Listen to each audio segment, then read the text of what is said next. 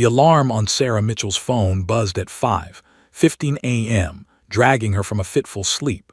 Outside her small Boulder apartment, the sky was still dark, painted in shades of deep blue and gray.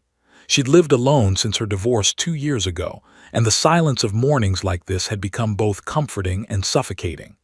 Sarah reached over and silenced the phone, lying still for another moment, gathering the mental fortitude to face another day. At 34, she'd been working as a 911 emergency dispatcher for 7 years, longer than most people stuck with the job. The burnout rate in dispatch was astronomical. Most lasted 3 or 4 years before the weight of human suffering became too much. But Sarah had lasted, and that said something about her constitution, her resilience, or perhaps her capacity for controlled numbness. She dragged herself out of bed, her bare feet cold against the wooden floor. The apartment was modest, a one-bedroom with second-hand furniture and walls decorated with framed photographs of her family, her parents in Arizona, her younger brother's kids, and one photo from her wedding day that she kept meaning to take down but never quite managed to. Sarah moved through her morning routine on autopilot, a shower where the water took 3 minutes to warm up. Black coffee, no sugar, just the way she developed a taste for it years ago. Oatmeal that she barely tasted as she ate it standing at her kitchen counter, reading the news on her phone. Another shooting somewhere. Another political scandal. Another weather warning she skimmed without fully processing. By 5:50 a.m., Sarah was dressed in her standard work attire, dark pants, light blue blouse, comfortable shoes that wouldn't make her feet scream by hour 8. She'd learned that comfort in small things mattered when you spent 8 hours in a chair, headset glued to your head, absorbing other people's emergencies like a psychological sponge. She pulled her shoulder-length brown hair into a practical ponytail, applied minimal makeup, just enough to look professional during the occasional visitor to the dispatch center, and grabbed her keys. The drive from her apartment to the Boulder County Emergency Services Center took exactly 22 minutes, a route she'd driven so many times that she could do it in a trance. The dispatch center was located in a nondescript building on the outskirts of Boulder, the kind of government structure that blended into the landscape, nothing special from the outside but vital within.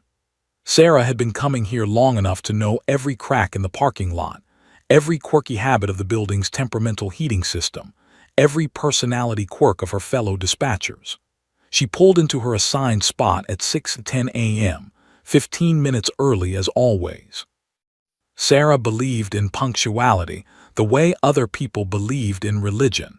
It was foundational to her sense of order and control. Walking through the glass doors, she nodded to Marcus, the overnight shift dispatcher who was preparing to hand off to the day crew.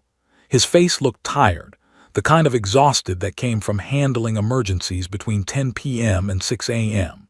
Sarah had worked those shifts before. She knew what it did to a person's sleep cycle and mental health. Now she worked days, and it was one small mercy she'd negotiated for herself after 7 years of proving she was reliable. She collected her coffee from the break room. The center's coffee was terrible, burnt, and acidic, but it was free and hot, and made her way to her station. The dispatch center was a large open room with 14 stations arranged in rows. Each station had a computer monitor, a phone console with multiple lines, and a radio headset. Currently, only 4 stations were occupied. The other dispatchers wouldn't arrive until 7 a.m. Sarah settled into her chair and began her pre-shift routine. She logged into her computer system, reviewing the day's assignments and any ongoing situations from the overnight shift. She checked her equipment, her headset, her mouse, her keyboard, the small tools of her trade that could mean the difference between life and death. She'd learned early on that a broken headset or a delayed computer response could have catastrophic consequences. She'd seen it happen once, a critical delay that resulted in emergency responders arriving 8 minutes late. 8 minutes. The difference between someone surviving a heart attack and someone dying on a kitchen floor. That dispatcher had never worked again. The guilt had been too much. At 6:35 a.m., Sarah opened her email to check the morning briefing. That's when she saw it. A meteorological alert marked with an urgent red flag. She clicked on it, her eyes tracking across the Weather Service's technical language. The forecast had changed overnight. A winter storm system, initially predicted to arrive in the evening, had accelerated. Wind patterns had shifted. The storm would now make landfall in the mountain passes by early afternoon, perhaps even earlier. Sarah felt her breath catch slightly. November storms in the Colorado mountains were unpredictable and dangerous. They created whiteout conditions, zero visibility, treacherous driving situations where even experienced drivers could find themselves stranded within minutes. She printed the alert and made her way to her supervisor's office. Tom Chen, who'd been running the Boulder County Dispatch Center for 8 years, was already at his desk reviewing reports. Tom was in his 50s, a former firefighter who understood the realities of emergency response from personal experience. "Morning, Sarah. You're in early," he said, glancing up from his screen. "We've got an incoming storm system that's ahead of schedule," Sarah said, handing him the meteorological alert. Tom's eyes scanned the document quickly. His expression shifted slightly, acknowledging the new information. "That's not ideal. We'll need to put out a weather advisory to the mountain communities, increase staffing on the rescue lines." "Good catch." Tom had always valued Sarah's attention to detail, her instinctive awareness of potential problems. Sarah returned to her station as the other dispatchers began arriving. By 7 a.m., the center was at full capacity, all 14 stations occupied by experienced professionals. The morning dispatcher meeting was brief. Tom mentioned the weather system, reminded everyone to stay alert, and released them to their stations. Sarah plugged in her headset and switched her phone lines to active. The first calls of the day began filtering in. A car accident on the highway, a medical check-on for an elderly resident, a noise complaint about early construction. Routine stuff, the bread and butter of dispatch work.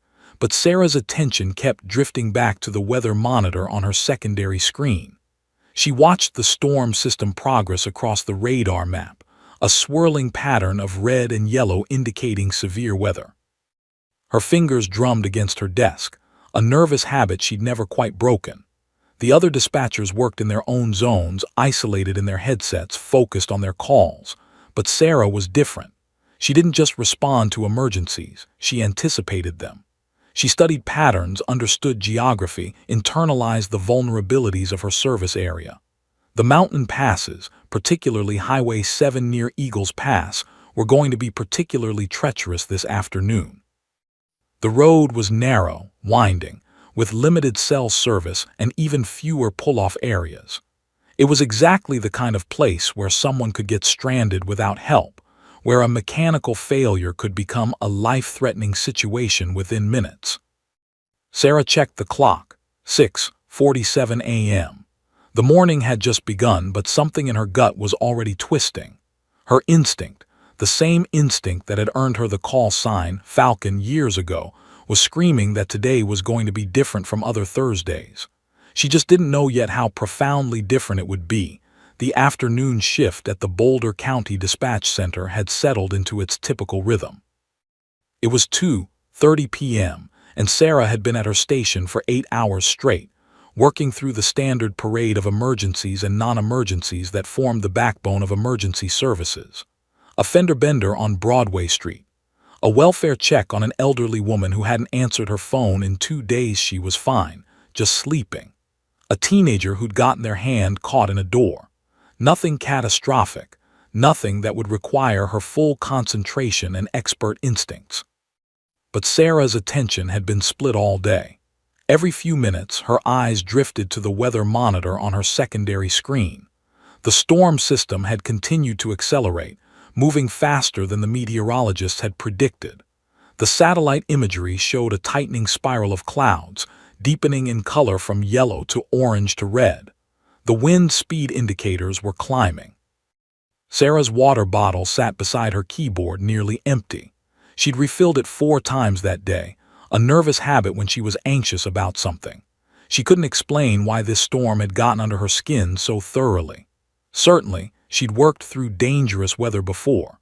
She'd coordinated rescues during blizzards, helped dispatch emergency personnel through flash floods, guided people to safety during ice storms. But something about today felt different.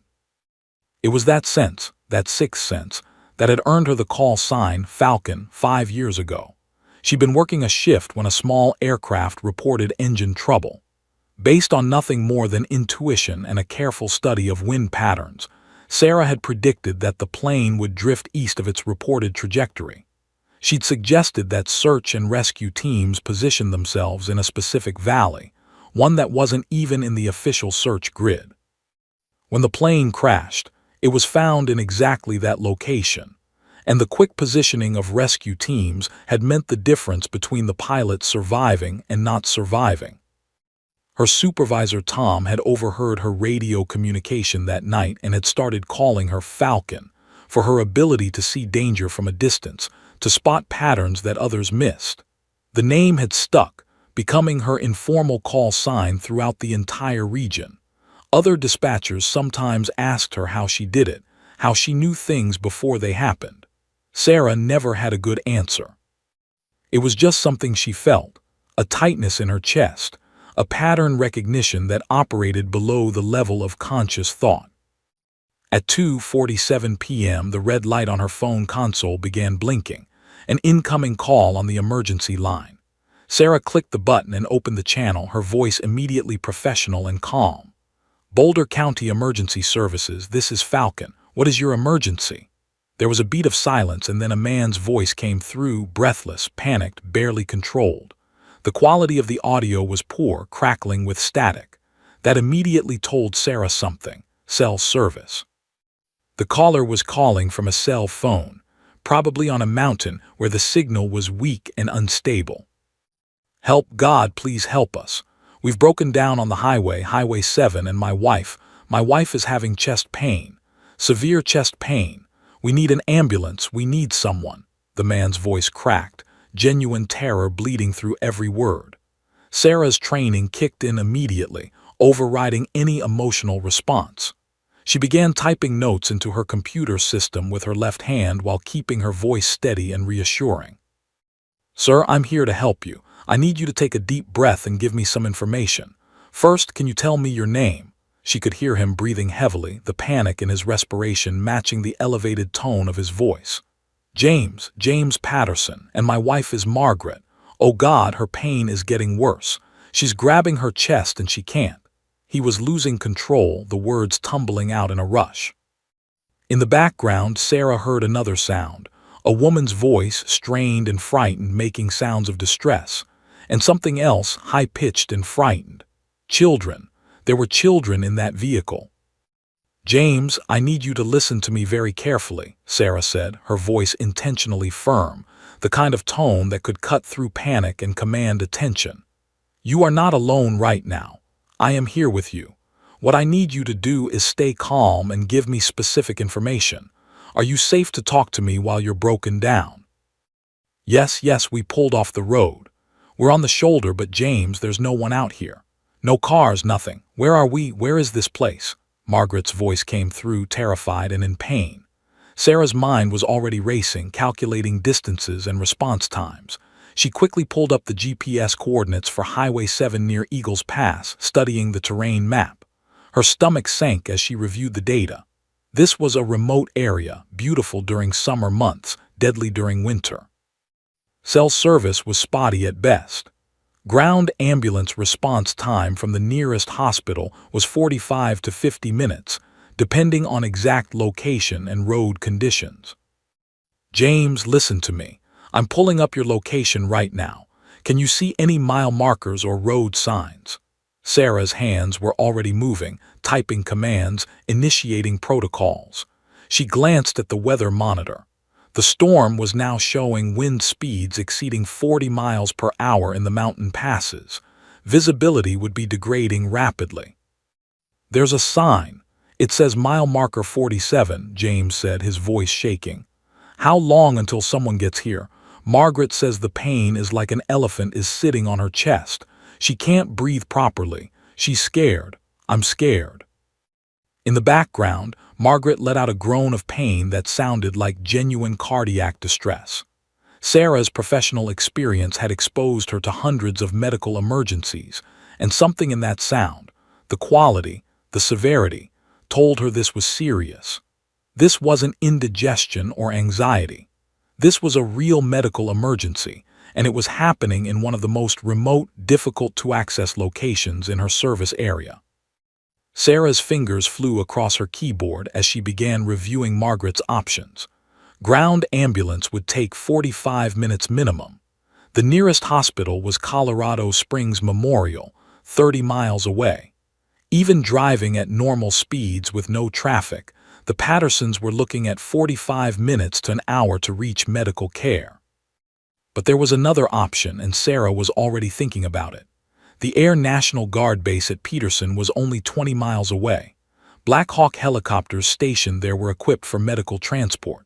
In good weather, helicopter response time to Eagles Pass would be approximately 12 to 15 minutes, but weather was the critical factor.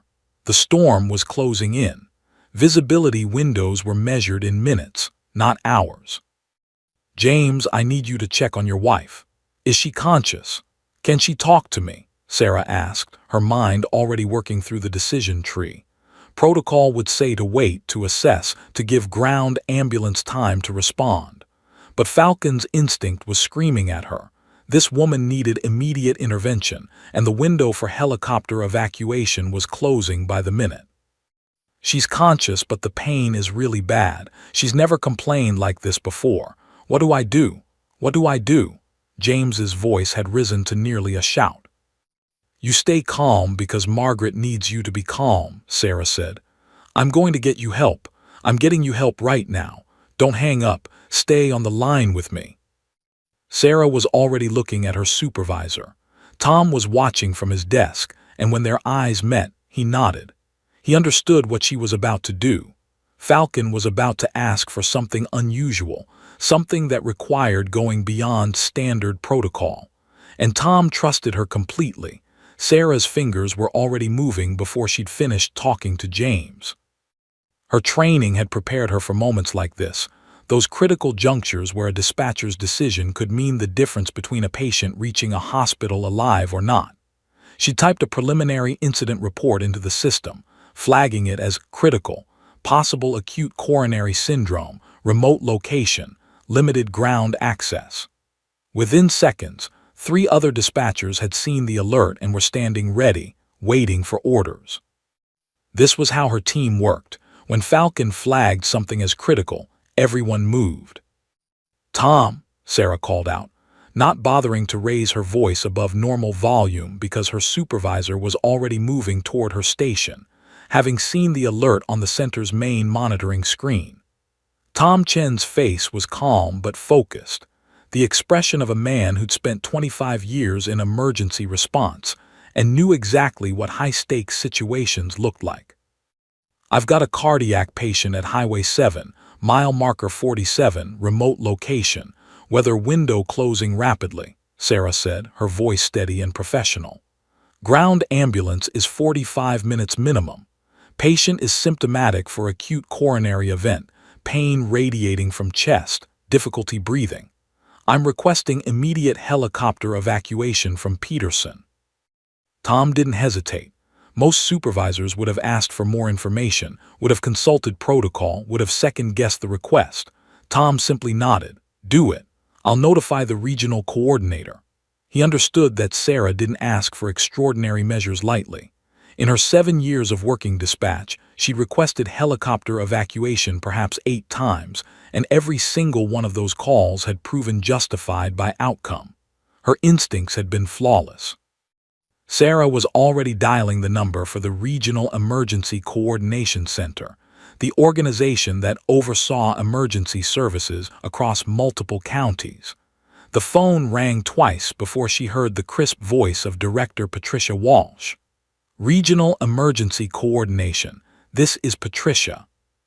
"Patricia, this is Falcon at Boulder County.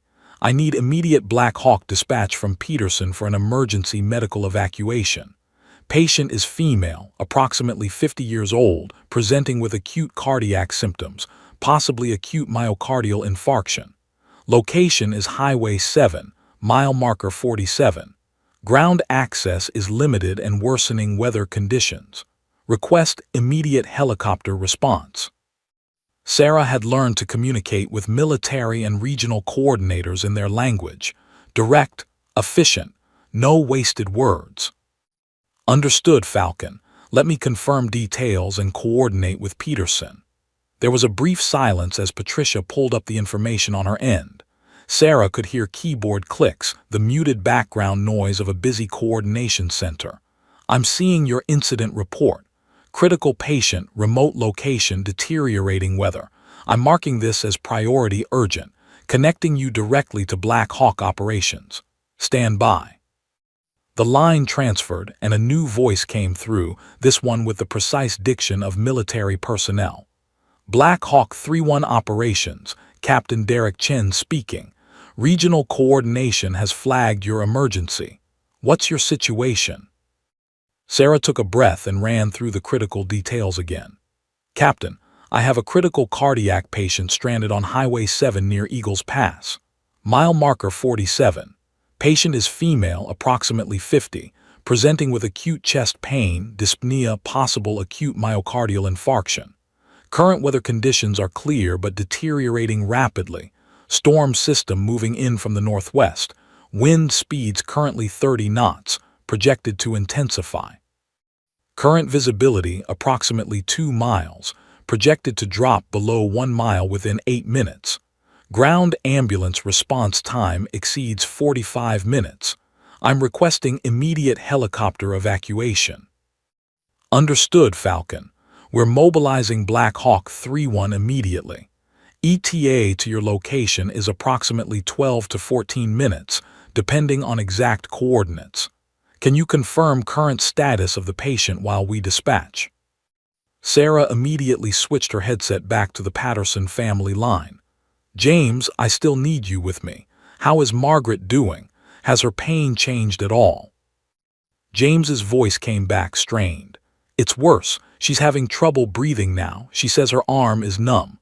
What does that mean? What does that mean? The panic was rising in his voice again, threatening to spiral. In the background, Sarah could hear Margaret making small sounds of distress, and the children. She could now hear that there were 2 of them, their voices small and frightened in the background. That's her body's response to the cardiac stress, Sarah said, her voice deliberately calm and authoritative. I want you to listen very carefully. Help is coming. I'm sending a helicopter directly to your location.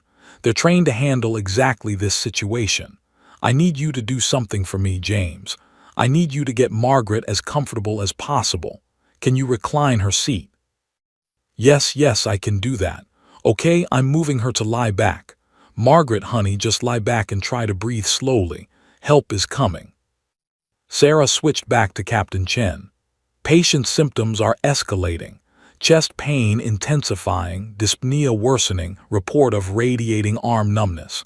This is textbook acute coronary syndrome. Recommend maximum speed response. Confirmed, Falcon. Black Hawk 3-1 is lifting off now. ETA to Eagles Pass is 13 minutes. What's your current weather assessment?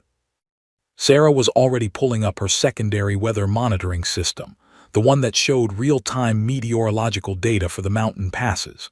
She'd been monitoring it obsessively all afternoon, watching the storm system move closer, watching the predicted arrival time accelerate. Current conditions at Eagles Pass are clear but transitioning rapidly. Wind speeds are 35 knots and climbing. Visibility is approximately 2 miles. Cloud ceiling is dropping. Storm system is moving faster than predicted. You're going to have a very tight window, Captain. My estimate is that you have approximately 8 to 10 minutes maximum before conditions become unsafe for helicopter landing. There was a brief pause on the line. Derek Chen was calculating the same thing Sarah was. They were asking for the impossible. The helicopter needed 14 minutes to reach Eagles Pass. They had maybe 10 minutes before conditions became too dangerous. Understood, Falcon. We're going to push this aircraft. I need you to guide us in with precise real-time weather data. Can you do that?" "Absolutely," Sarah said. "I'm monitoring 3 separate weather systems. I'll give you real-time updates every 90 seconds.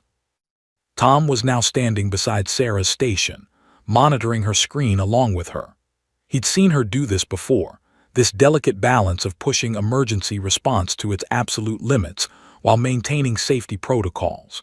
He also knew that Sarah was the only person he would trust to make this call accurately. One mistake, one moment of hesitation or overconfidence, and a helicopter crew could find themselves in a whiteout situation with no visibility and no safe landing options. Sarah's other work had shifted to the other dispatchers. She delegated calls to her colleagues, clearing her board of all other incidents so she could focus entirely on the Patterson family and coordinating the helicopter response. This was a calculated decision.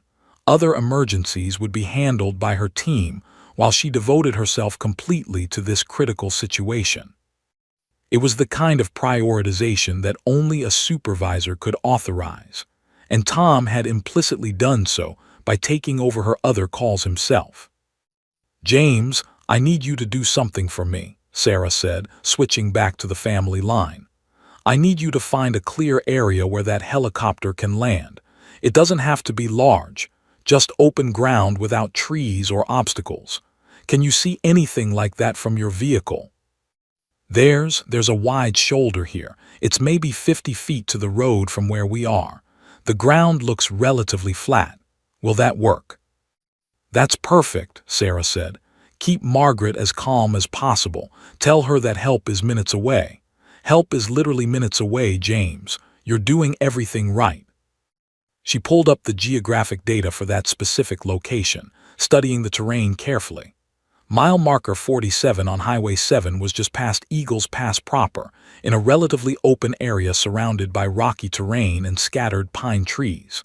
The shoulder James described would work, though it wouldn't be an ideal landing zone. But ideal wasn't an option anymore. They were past ideal. They were in the realm of difficult choices and tight margins. Sarah looked at the weather monitor again. The storm system was now showing wind speeds of 42 knots. The helicopter had approximately 9 minutes to reach Eagles Pass and land before conditions became critical. 9 minutes to save a life. Peterson Space Force Base sat on the eastern edge of Colorado Springs, a sprawling installation that served as home to some of the most advanced military aircraft in North America. 20 miles away from the mountains, it was barely a 10-minute drive from downtown Colorado Springs. But this afternoon, a different kind of distance mattered, the aerial distance between the base and the remote stretch of Highway 7, where a woman was having a heart attack. Captain Derek Chen sat in the Black Hawk helicopter cockpit, methodically working through the pre-flight checklist with the practiced precision of a pilot who'd logged more than 2,000 hours of flight time. Derek was 42, a career Air Force officer who'd served 3 tours overseas and had developed a reputation as someone who remained calm in catastrophic situations. His hands moved through the checklist items with automatic competence while his mind was elsewhere, thinking about the weather forecast he'd reviewed that morning. An afternoon storm system had been predicted, but the latest data suggested it was moving faster than expected. He'd made a mental note to keep an eye on it. In the rear of the helicopter, Staff Sergeant Marcus Williams was checking the medical equipment one final time. Marcus was the crew's primary medic, trained in emergency medicine and helicopter evacuation procedures. He'd been with Derek for the past 4 years and had developed an almost telepathic understanding of what Derek needed from his crew during high-stress situations. Beside him, Sergeant Alina Vasquez and Sergeant James Morrison were reviewing their equipment harnesses and preparing for rapid deployment if needed. The Black Hawk crew was small but incredibly skilled. Each person could anticipate what the others needed before being asked. The radio on Derek's headset crackled with the routine communication of a busy military base. Other aircraft were preparing for afternoon flights. Ground crews were conducting maintenance checks. the constant hum of organized military operations. Derek wasn't expecting anything particularly dramatic for this shift. Most of his flights were training exercises, routine transport missions, or precautionary standby situations that never quite became active responses. The dramatic rescue calls that required helicopter evacuation were rare, maybe once or twice a month on average. That changed at 2:52 p.m. when the emergency frequency on Derek's radio came alive with urgent traffic. All available units in the Colorado Springs region be advised. This is regional emergency coordination. We have a critical medical emergency requiring immediate helicopter evacuation. Location is Highway 7, mile marker 47, Boulder County jurisdiction. Patient is female, approximately 50 years old, presenting with acute cardiac symptoms. Ground ambulance response time exceeds 45 minutes. Weather deterioration imminent. Black Hawk 3-1 from Peterson Space Force Base is being mobilized for immediate response. Acknowledge. Derek's head came up from the checklist. He and Marcus exchanged a quick glance. Marcus immediately began double-checking his medical equipment with increased urgency. Black Hawk 3-1, this is Derek Chen. We acknowledge. Mobilizing immediately, Derek keyed into the radio. His hands were already moving, switching the pre-flight from routine to emergency protocol. Marcus, we're going hot. Possible cardiac emergency, remote mountain location, deteriorating weather. Ready when you are, sir, Marcus replied, his voice calm and professional, though Derek could sense the shift in energy through the fuselage. This was what they trained for, what they drilled endlessly, the real thing, the moments that actually mattered. Derek initiated the helicopter's engines, feeling the familiar vibration as power surged through the aircraft. The rotor blades began their slow rotation, gradually accelerating. The pre-flight that would have taken another 15 minutes was now compressed into 3. Derek communicated with air traffic control, received clearance for immediate departure, and lifted the Black Hawk off the tarmac within 5 minutes. The base was used to emergency departures. The personnel moved without hesitation to support the rapid launch. Once they were airborne and climbing, Derek switched his communication channel to regional emergency coordination. That's when Patricia Walsh's voice came back with additional information. Black Hawk 3-1, regional coordination. We're connecting you with the primary dispatcher on this incident. She'll be your primary communication point for real-time updates and guidance. Call sign is Falcon. Channel switching now. Derek's hands paused on the controls for just a fraction of a second. Falcon. He knew that call sign. Years ago, when he'd been working with the Mountain Search and Rescue Coordination, he'd worked with Falcon on a critical aircraft emergency response. She'd been the dispatcher for that incident, and her guidance had been instrumental in orchestrating the rescue of a downed pilot. Derek had never forgotten it. He'd actually asked about her after that mission, hoping to work with her again. The Mountain Rescue Coordinator had explained that Falcon was legendary in emergency dispatch circles. Her instincts were considered nearly supernatural, and her ability to coordinate complex responses was unmatched. The channel switched and a familiar calm voice came through. Black Hawk 3-1, this is Falcon. Welcome back to the mountains. I have your patient and I have your weather situation. Current conditions are manageable but deteriorating rapidly. I need you pushing this aircraft hard. Derek felt something settle in his chest, a sense of confidence, almost of certainty. Having Falcon on the line meant they were in the most capable hands possible. Falcon, it's good to hear your voice. Derek Chen on the controls. What's your current assessment? Derek, I remember you, Sarah's voice came back, warm for just a moment before shifting back to professional focus. Current patient status. Female, 52 years old, acute chest pain, radiating to left arm, dyspnea, presenting with classic acute myocardial infarction symptoms. Location is Highway 7, mile marker 47. Family is in the vehicle, 2 children present as well. Ground access is limited. You have approximately 9 to 10 minutes of viable landing, whether before storm conditions become unsafe. ETA to Eagles Pass. 13 minutes at current airspeed, Derek said. Can you get me that window expanded? Negative, Derek. Weather system is accelerating. I'm tracking it in real time. You're going to need to push your airspeed or find a way to reduce your response time. Landing conditions will be marginal at best when you arrive. Derek already knew what that meant. He pressed the helicopter forward, increasing the rotor blade pitch and pushing the aircraft to maximum cruise speed. The airframe shuddered slightly with the exertion. Black Hawks weren't designed for aggressive speed pushing, but they could manage it for short periods. Falcon, I'm increasing to maximum safe airspeed. That should cut about 2 minutes off my ETA. What about landing zone, terrain conditions, hazards? Landing zone is Highway 7 shoulder near mile marker 47. Wide shoulder, relatively flat but uneven terrain with some rocks. No trees immediately adjacent but narrow corridor with pine trees flanking both sides. Wind will be a factor, currently 35 knots, gusting toward 40. You'll need precision flying. Marcus was preparing the medical equipment in the rear, arranging everything he'd need for a rapid cardiac stabilization and transport. He knew from experience that whoever Falcon was, and her reputation preceded her, if Falcon was managing this call, the patient was genuinely critical. Falcon didn't generate false alarms. Alina and James were checking their rappelling equipment, though hopefully they wouldn't need it. Hopefully the helicopter could land safely and conduct a ground extraction. Rappelling in these conditions would be exponentially more dangerous. Falcon, I want you to understand something, Derek said, his voice steady. My crew and I trust your judgment completely. If you tell me to push, we push. If you tell me to abort, we abort.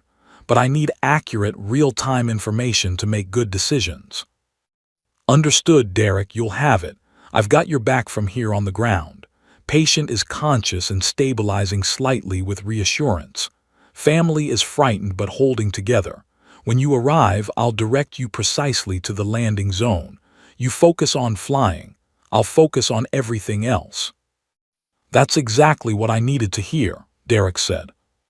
The Black Hawk cut through the afternoon sky toward the mountains, the afternoon sunlight casting long shadows across the landscape below. Derek could see the leading edge of the storm system in the distance, a dark mass of clouds that seemed to be actively approaching, growing larger and more imposing with each passing minute. The weather situation was worse than he'd anticipated, and Derek had flown through some seriously bad conditions. This storm was moving like something alive, something determined.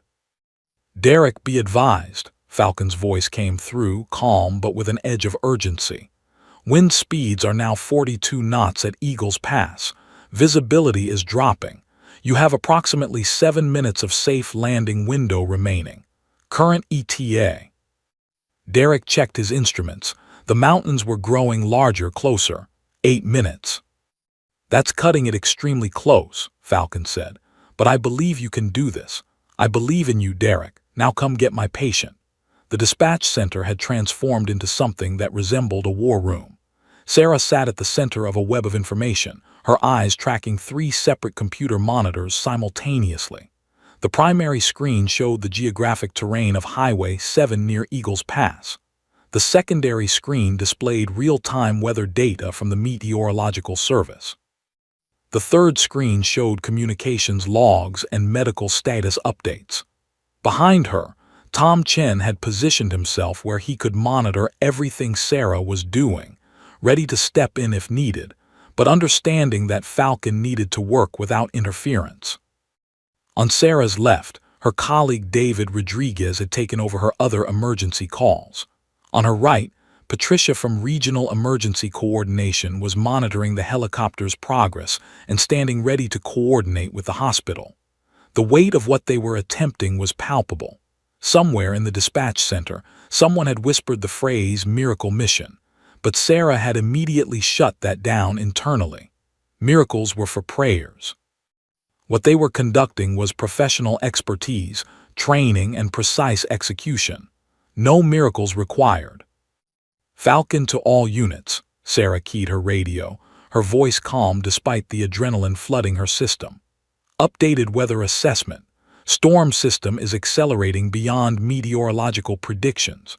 Current wind speeds at Eagles Pass are 42 knots with gusts approaching 45. Visibility has dropped to 1.25 miles. Ceiling is approximately 300 feet and lowering.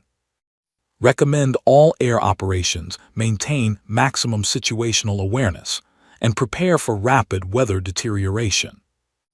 The acknowledgments came back from various units. Derek's voice came through from the Black Hawk. Falcon, confirming current weather data. ETA to Eagles Pass is now 8 minutes. I'm pushing this aircraft to the absolute limit. The airframe is straining, but we can sustain this for the time required. Understood, Derek. Current landing window is approximately 6 to 7 minutes before conditions become unsafe.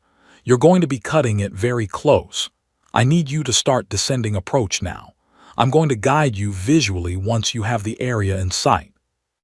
Sarah switched channels to the Patterson family.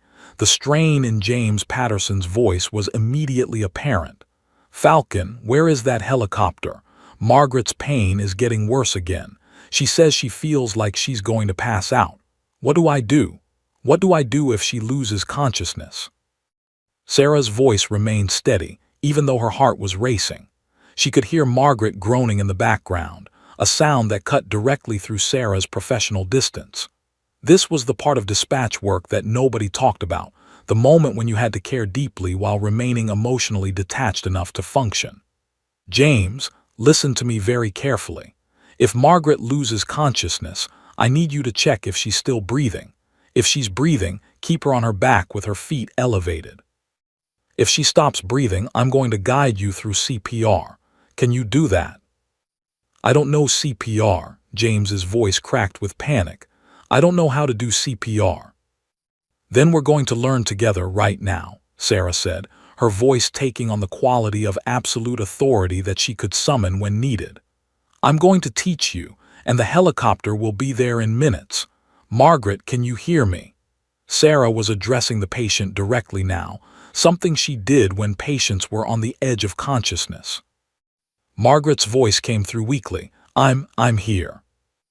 Margaret, my name is Sarah, and I'm the dispatcher coordinating your rescue. There is a Black Hawk helicopter coming to get you right now. You're going to be okay. I need you to stay focused on my voice. Can you do that for me? Yes, Margaret said, her voice barely more than a whisper. Sarah switched back to Derek. Derek, patient is conscious but deteriorating. Pain is escalating. Possible imminent loss of consciousness. I need you in that landing zone in the next 5 minutes. Falcon, understood. I'm starting my descent approach now. Visual contact with the mountains in approximately 4 minutes. Current winds are pushing the aircraft about 15 degrees north of our planned track, compensating now. Sarah was already adjusting her guidance. Derek, I'm seeing that wind deviation in the meteorological data. There's a jet stream effect coming off the ridge. Adjust your approach vector approximately 18 degrees southwest, and you should compensate for the wind drift. The landing zone will come into view just beyond the ridge line. Adjusting now, Falcon. Appreciate the detailed guidance. Starting descent. Tom Chen leaned over and placed a hand on Sarah's shoulder, a gesture of confidence and support. Sarah felt it but didn't acknowledge it. She couldn't afford to break concentration now. Every piece of information she provided, every vector adjustment she recommended, every detail she communicated could be the difference between Derek landing safely and the helicopter drifting into terrain or trees. Sarah's eyes were fixed on the weather monitor. The storm system was visible now on the satellite imagery, a tight spiral of clouds with wind speeds exceeding 50 knots at the leading edge. It was like watching a predator approach its prey in slow motion, beautiful and terrifying in equal measure. The question wasn't whether the storm would reach Eagles Pass. The question was how many minutes they had before it arrived. All units, this is Falcon. Updated weather warning. Storm system approaching Eagles Pass from the northwest. Wind speeds at the system's leading edge are currently 53 knots. System will reach Eagles Pass in approximately 5 to 6 minutes. All ground personnel prepare for severe weather conditions. Helicopter operations will become unsafe immediately upon system arrival. Falcon, this is Black Hawk 3-1, Derek's voice came through, steady despite the obvious strain of pushing the aircraft to its limits. I have visual contact with the mountains. I can see the ridge line you're describing. Looking for Highway 7 now. Sarah leaned toward her monitor. Derek, highway corridor should be visible just beneath you, running northeast to southwest. You're looking for a wide vehicle shoulder approximately 30 meters off the road. Patient is in a vehicle on that shoulder. I see the highway, Derek called back.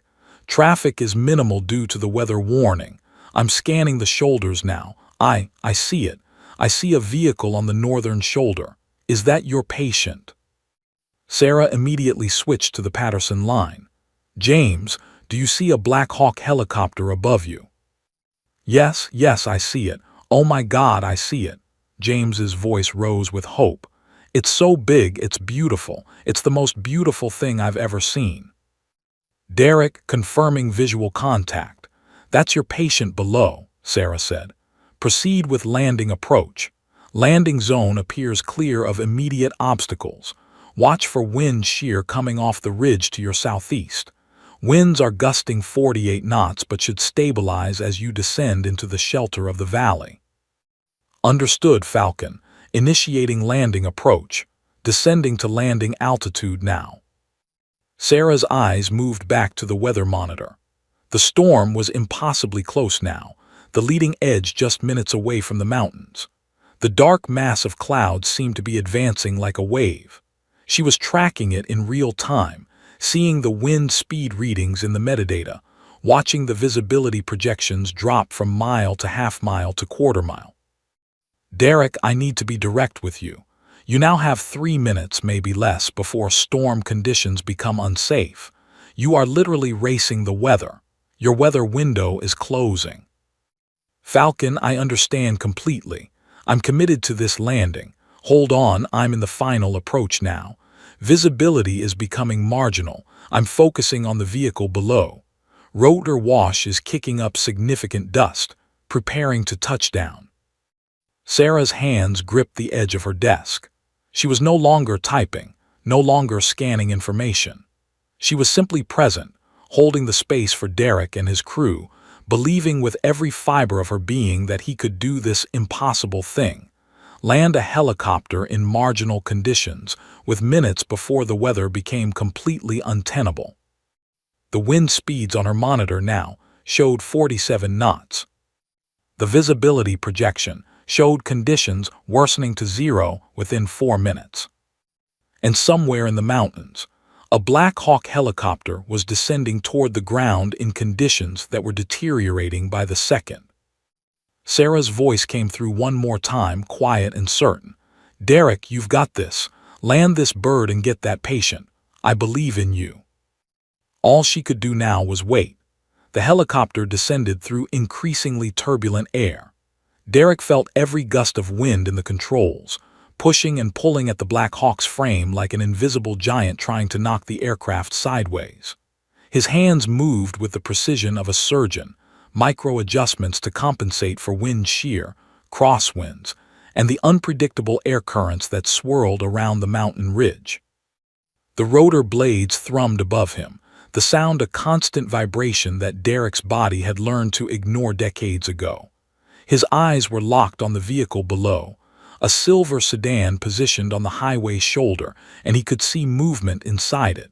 People, a family, a woman who was having a heart attack.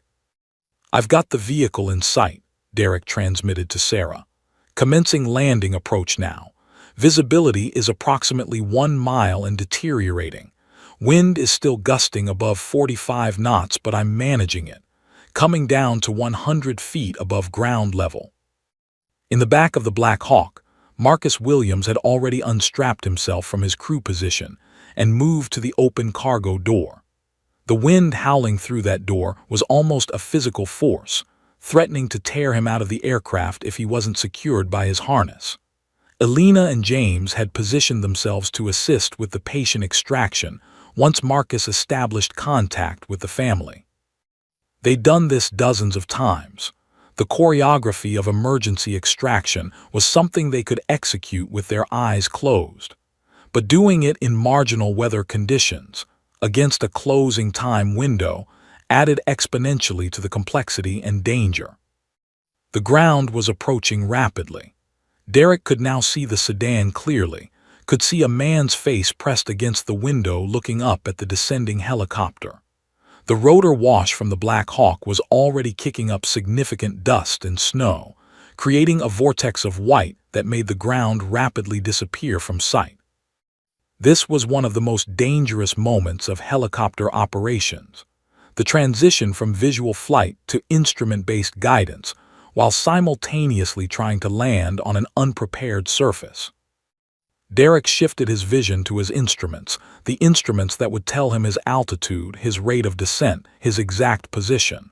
The altimeter showed 90 feet, 80 feet, 70 feet. The ground was down there somewhere beneath that wall of dust. He was flying blind now, trusting his instruments and trusting his training. "Derek, you're looking good," Sarah's voice came through his headset, calm and confident. "You're positioned directly above the landing zone. Slight drift to the northeast. Adjust your controls approximately 2 degrees southwest to center on the target zone." Derek made the micro-adjustment. The helicopter shifted slightly. He could see the outline of the vehicle below, just barely visible through the dust cloud his own rotor wash had created. "I've got the vehicle in sight visually again, 50 feet above ground level, preparing to touch down." The Black Hawk descended the final 50 feet in what seemed like slow motion, but was actually occurring in just seconds. Derek's focus was absolute. His entire consciousness concentrated on the delicate task of settling a multi-ton aircraft onto an unprepared surface in high winds. The skids, the helicopter's equivalent of landing gear, made contact with the ground. Derek felt the resistance, the friction, the aircraft settling. For one heart-stopping moment, he thought the wind might catch them, might tip the helicopter, might turn this perfectly executed approach into a disaster. But the aircraft held. The Black Hawk was down. "Touchdown," Derek confirmed, his hands still maintaining control pressure on the cyclic and collective controls. The engines were still running at high RPM, ready to lift off immediately if conditions deteriorated further. "Landing zone secured. We are on the ground. Go, go, go." Marcus didn't wait for a second instruction. He was already moving, his medical equipment pack secured to his harness, his body moving through the turbulent rotor wash toward the sedan. Elena and James were right behind him, moving in perfect coordination. The wind from the rotor blades was now gusting at nearly 50 knots, the dust and snow creating visibility measured in feet rather than miles. It was chaos, organized chaos, but chaos nonetheless. Marcus reached the sedan's passenger door. The father, James Patterson, had already opened it. Margaret was visible in the passenger seat, her face gray, her breathing labored.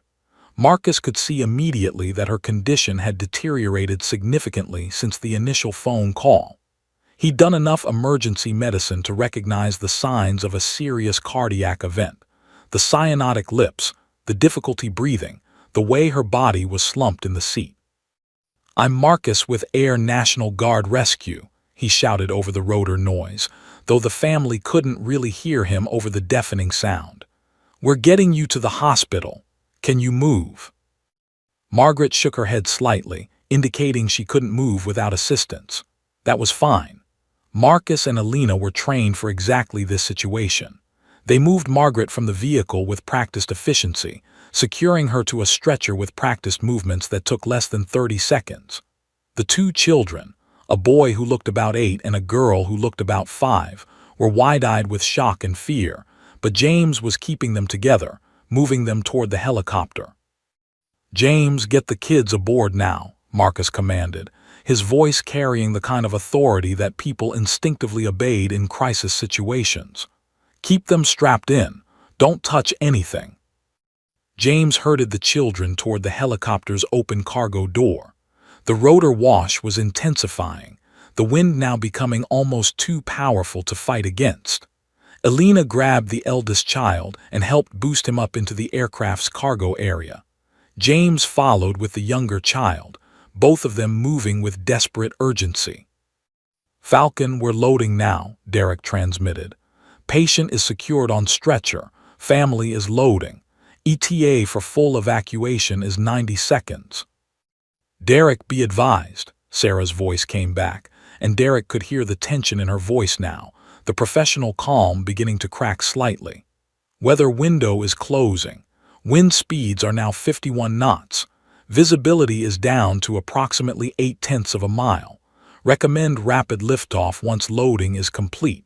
You have approximately 3 minutes before conditions become unsafe." Marcus and James had now loaded the children into the helicopter. Margaret was being lifted by Marcus and James Morrison, their hands supporting her body as they moved toward the cargo door. Margaret's eyes were half closed, her breathing shallow. The cardiologist in Colorado Springs Memorial Hospital would later say that Margaret was approximately 20 minutes away from complete cardiovascular collapse. The helicopter rescue had bought her exactly 20 minutes of life, 20 minutes that allowed trained cardiac surgeons to intervene, to perform emergency catheterization, to place stents, to save her life. But none of that mattered right now. Right now, they just needed to get her into the helicopter and get airborne. Marcus and James lifted Margaret into the cargo bay. Elena was already positioned to receive her, securing her to the stretcher with rapid practiced movements. The stretcher was locked into place. James Patterson threw himself into the remaining cargo seat, his body shaking with adrenaline and relief. The children, terrified and cold and shocked, huddled together, watching their mother lying on the stretcher with medical personnel hovering over her. "We're loaded," Marcus transmitted to Derek. "All personnel aboard, clear to lift off." "Lifting off now." Derek didn't wait for further confirmation. He increased power to the rotor blades, felt the aircraft respond, felt the skids losing contact with the ground. The Black Hawk rose vertically, climbing away from the highway's shoulder into the deteriorating weather. Behind them, the wind howled across the empty shoulder where they'd been less than 90 seconds before. In another 30 seconds, that same shoulder would be engulfed in whiteout conditions as the storm system's leading edge reached Eagles Pass. They had lifted off with barely 90 seconds to spare.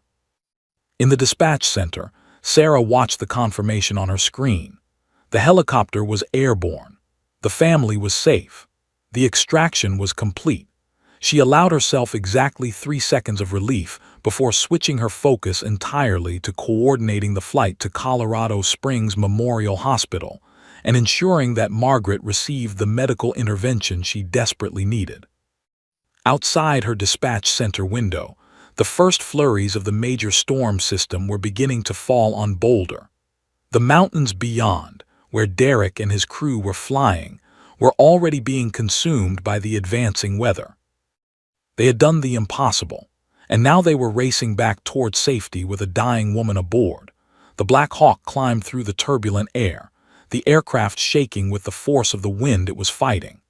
Derek kept his focus absolute, his hands steady on the controls as he navigated the helicopter into increasingly dangerous weather conditions. The visibility outside the cockpit had deteriorated to perhaps 200 meters, barely enough to see the rotor blades spinning above him. He was flying partially on instruments now, partially on experience, partially on the skill that had been honed across 2,000 hours of flight time and 3 military tours.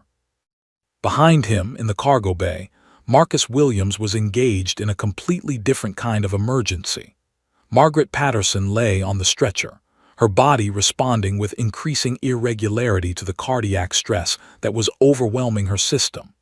Marcus had immediate access to her vital signs through a portable cardiac monitor he'd connected to her chest, and what he was seeing on that monitor was deeply concerning.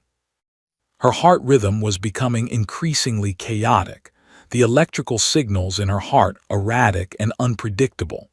She was in the process of going into ventricular fibrillation, the most dangerous cardiac rhythm, where the heart's chambers were quivering ineffectively rather than pumping blood.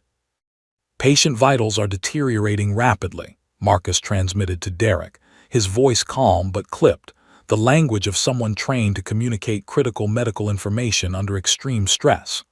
"Heart rate is 148 and irregular. Blood pressure is dropping, 92/58. I'm seeing premature ventricular contractions. She's moving toward arrhythmia. I'm administering oxygen now and initiating IV access." Derek heard the urgency beneath Marcus's professional demeanor. He knew what those symptoms meant. Margaret was seconds away from a complete cardiac collapse. ETA to Colorado Springs Memorial is 9 minutes. "Marcus, what are her chances?" "If we can keep her stable for 9 minutes, we've got a chance," Marcus said, and Derek could hear the determination in his voice. "But she's crashing, Derek. She's actively crashing. I'm going to need you to get us there as fast as this bird can fly." Derek pushed the helicopter forward, increasing airspeed despite the turbulent conditions.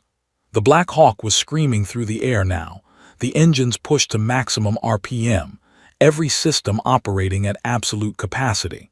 The aircraft shuddered and lurched as wind gusts caught it, but Derek compensated instinctively, keeping the nose pointed toward Colorado Springs. In the cargo bay, Elena Vasquez was positioning herself to assist Marcus. She had medical training as well, and she understood that Margaret's situation was critical. She helped Marcus attach additional monitoring equipment, a blood pressure cuff on Margaret's arm, pulse oximetry sensors on her finger to measure oxygen saturation. The portable defibrillator was positioned nearby, ready to deploy if Margaret's heart completely failed. Margaret's eyes fluttered open for a moment. Her hand reached out weakly, and James Patterson was there instantly, taking her hand, pressing it against his chest. "Stay with us, Margaret. Stay with us, baby. The doctors are waiting for you. We're almost there. You can do this." Margaret's lips moved, but no sound came out. Her breathing was shallow, desperate, like she was drowning in air. The look in her eyes was pure fear mixed with physical suffering.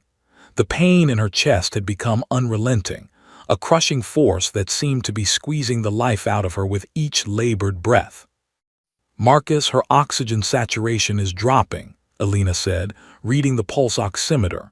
88% and falling. Marcus immediately adjusted the oxygen delivery, increasing the flow rate, positioning the mask more securely on Margaret's face. "Come on, Margaret. Come on, you're doing great. Just keep breathing. Just keep breathing and we're going to get you to the doctors." The two children in the jump seats were frozen in shock, watching their mother struggle. The youngest, 5-year-old Emma, had her hand over her mouth, her eyes wide with incomprehension. The older child, 8-year-old Thomas, was staring at his mother with the kind of intense focus that children develop when they sense something catastrophic is happening, and they're trying to prevent it through sheer willpower. "Derek, I need hospital coordination now," Marcus transmitted. "Patient is actively unstable. Heart rate is 164. She's in bigeminal rhythm. I'm seeing runs of ventricular tachycardia. She could arrest any second." Derek immediately switched to the hospital coordination frequency. "Colorado Springs Memorial. This is Black Hawk 3-1 inbound with critical cardiac patient. Approximately 7 minutes to landing. Patient is female, 52 years old, acute myocardial infarction, currently deteriorating. Heart rate 164, blood pressure 90/55, oxygen saturation dropping. Recommend emergency cardiac team standing by for immediate intervention." The trauma coordinator at Colorado Springs Memorial responded with impressive speed. "Black Hawk 3-1, we acknowledge critical inbound. Deploying trauma team to landing pad now. OR2 is standing by for emergency catheterization. Cardiologist is en route. Will be ready to receive." Back in the dispatch center, Sarah heard the deteriorating medical updates coming through the radio. She felt her stomach clench. All the work, all the coordination, all the impossible effort to get Margaret off that mountain, and now she was crashing anyway. This was the brutal reality of emergency dispatch that nobody talked about. Sometimes you did everything right, you made all the right calls, you coordinated perfectly, and the patient still deteriorated. Sarah immediately began coordinating additional support for the helicopter's arrival. She alerted traffic control to clear airspace, ensured that the trauma team would be positioned correctly, and verified that the cardiac surgical team was standing by. "Derek, patient is showing pre-arrest symptoms," Marcus transmitted, and Sarah could hear the shift in his tone. This was no longer a critical situation. This was an emergency within the emergency. Her rhythm is becoming increasingly chaotic. If she arrests in flight, resuscitation will be extremely difficult in this environment. I'm preparing defibrillator pads, standing by to perform CPR if necessary. Derek felt the weight of that statement. If Margaret arrested, if her heart completely stopped, their chances of saving her dropped dramatically. CPR in a moving helicopter was possible but extremely difficult. The turbulence, the space constraints, the difficulty of coordinating compressions while the aircraft was being tossed around by wind, all of these factors combined to make in-flight CPR a last-ditch measure with poor outcomes. 5 minutes to Colorado Springs, Derek transmitted to Marcus. Hold her together for 5 more minutes. Doing my best, Marcus said. Oxygen saturation is now 84%. Heart rate is 172. She's in sustained ventricular tachycardia now. Margaret, come on, stay with us. Stay with us. The children watched their mother. Emma started crying silently, tears streaming down her face. Thomas reached for his mother's hand, but Alina gently redirected him back to his jump seat. There was nothing the children could do except bear witness to their mother's crisis. In the cockpit, Derek was fighting both the weather and the clock. The storm was getting worse with each passing minute, but Colorado Springs was getting closer. He could see the city's lights beginning to glow on the horizon through the clouds. Just a few more minutes. Just hold on for a few more minutes. 4 minutes to hospital, Derek called out. Marcus, what's her status? For a long moment there was silence on the radio. Then Marcus's voice came back, and there was a tremor in it now. She just arrested. Her heart completely stopped. We're beginning CPR now. Come on, Margaret, come on. Sarah's eyes closed for just a moment in the dispatch center. All that work, all that coordination, all that effort to reach her in time, and Margaret Patterson's heart was no longer beating. Everything now depended on whether Derek could get her to the hospital alive, and whether the surgeons there could restart her heart before her brain suffered irreversible damage. The race had entered its most critical phase. The landing pad at Colorado Springs Memorial Hospital was illuminated by emergency lighting as the Black Hawk touched down. Derek had managed to keep the helicopter stable despite the worsening weather, and he'd flown the final approach with the kind of precision that only comes from years of experience and absolute focus. The moment the skids made contact with the landing pad, a trauma team erupted from the hospital entrance. Cardiologists, surgeons, nurses, technicians, all moving with the coordinated urgency of people who understood that seconds mattered. Marcus had continued performing CPR during the final minutes of flight, his hands maintaining steady compressions on Margaret's chest, Alina assisting, the rhythm the most important thing in the world. Margaret's heart had not restarted. She remained in cardiac arrest as the hospital team extracted her from the helicopter and placed her on a gurney. Dr. Richard Patterson, no relation to James, was the lead cardiologist, a surgeon with 30 years of experience and a reputation for saving patients that most people considered lost causes. He looked at Margaret's monitor and immediately made his assessment. Full arrest for how long? He demanded, moving with the gurney toward the emergency operating room. Approximately 8 minutes, Marcus reported, still providing hand compressions as they rushed down the hospital corridor. We achieved initial response with CPR, but rhythm was refractory. No response to first round of epinephrine. Dr. Patterson's expression hardened. 8 minutes was a long time. Brain damage could begin within 4 to 6 minutes, but this patient had been in a remote location, being extracted by helicopter, undergoing active resuscitation the entire time. She'd received excellent care. If anyone could bring her back, it would be the team at Colorado Springs Memorial. In the dispatch center, Sarah sat motionless at her station. She'd been following the hospital communications, listening as Margaret arrived, listening as the trauma team took over, listening to the radio traffic that indicated Margaret was being rushed to the OR. Tom had his hand on her shoulder again, a silent gesture of understanding. David had stopped working his own calls and was watching Sarah's station monitor, seeing the same information she was seeing. "Falcon, this is Black Hawk 3-1, Derek's voice came through, and Sarah could hear the exhaustion in his voice. "Patient has been delivered to Colorado Springs Memorial. Current status is cardiac arrest, en route to emergency OR. Thank you for the guidance. Your coordination made this mission possible." "Derek, you and your crew are heroes," Sarah said, her voice steady despite the emotion tightening her throat. "Get safe. Get your bird home." "Roger that, Falcon. We're heading back to base now. Let's hope the doctors can do what we couldn't, bring her back." Sarah switched off that channel and sat in silence for a moment. She'd done everything right. She'd made every correct decision, coordinated perfectly, pushed the helicopter crew to their absolute limits, and Margaret Patterson was alive, technically alive because of those decisions. But whether Margaret would survive the night, whether she would wake up with her mind intact, whether the family would get their wife and mother back, those questions were now beyond Sarah's control. They belonged to the surgeons, the medical technology, and ultimately to factors that had nothing to do with dispatch expertise. Hours passed.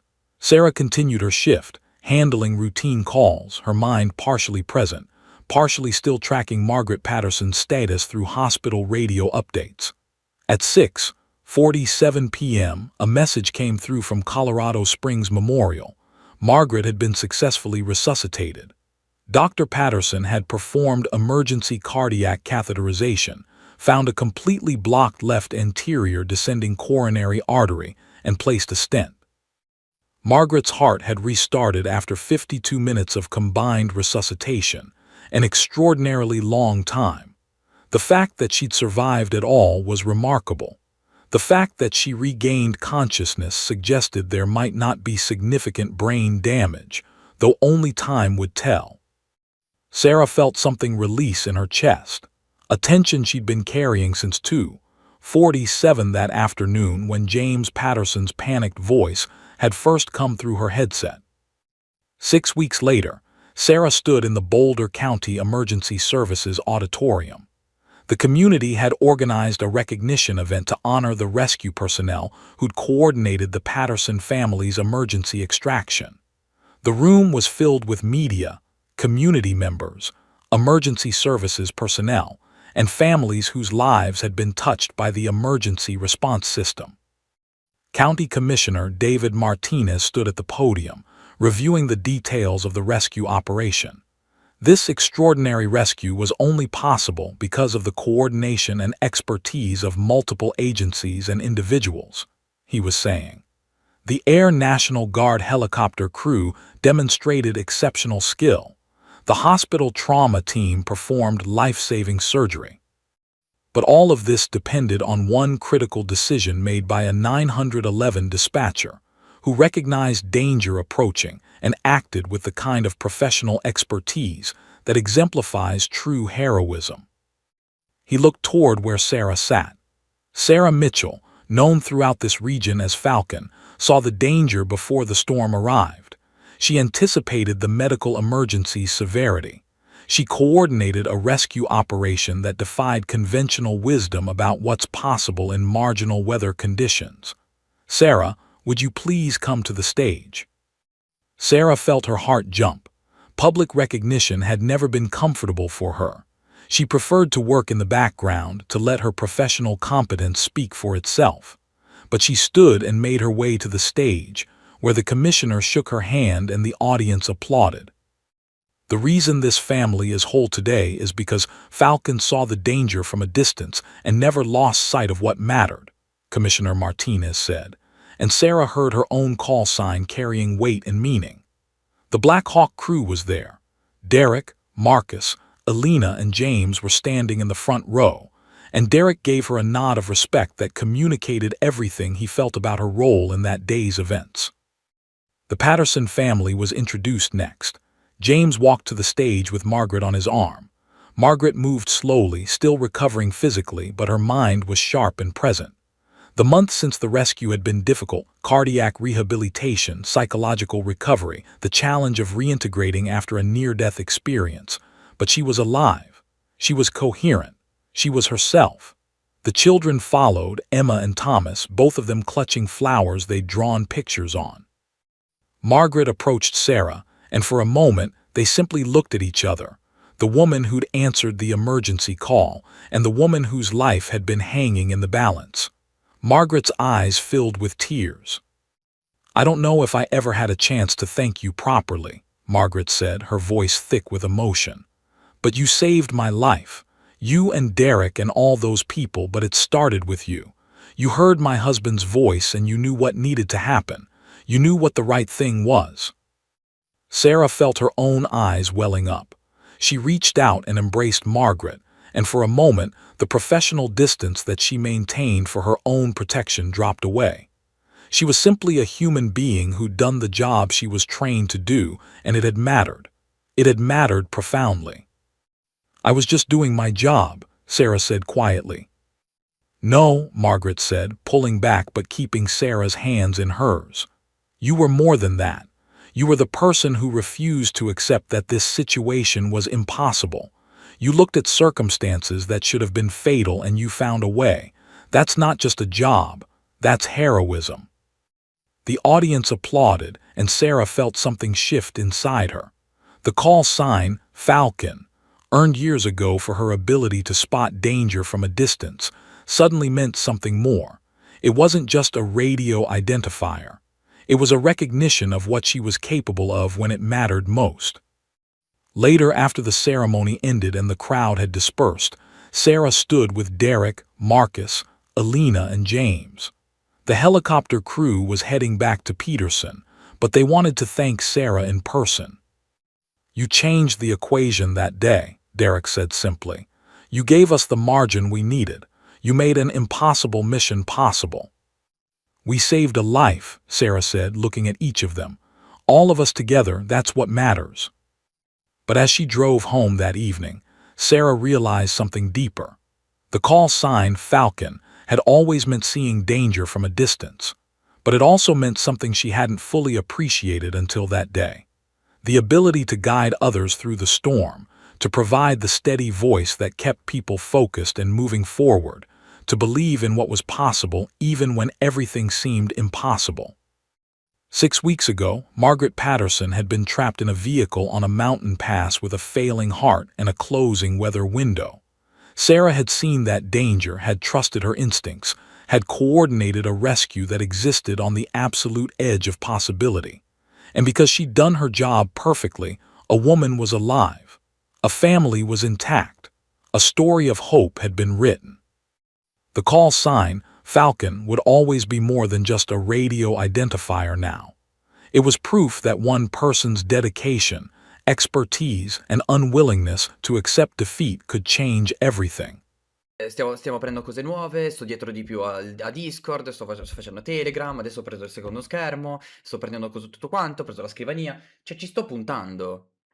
I VIP, probabilmente sono quelli che mi rimarranno fino alla fine. Ci tengo, non voglio darli con calma. Ti ho detto, sei VIP nel mio cuore, vuol dire che sei già davanti ad altri. Anyway, a fine mese facciamo una maratona, il mese prossimo forse ce ne sono 2. Vediamo come va questo di fine mese. E poi tra 2 mesi c'è una maratona che vi dicevo, Lo dico perché è lunedì mattina, dai, vaffanculo. C'è una maratona che durerà probabilmente un paio di settimane, in cui faremo una saga di videogiochi. Ehm, Saranno delle circa 10-12 ore. Sarà una roba molto simile a quella di Kingdom Hearts 1 di gennaio, quella del mio compleanno, quella del compleanno del canale, in cui si inizia al mattino e si va fino a sera, tutti i giorni. Vorrei fare addirittura una roba come quella che aveva fatto tempo fa Parky.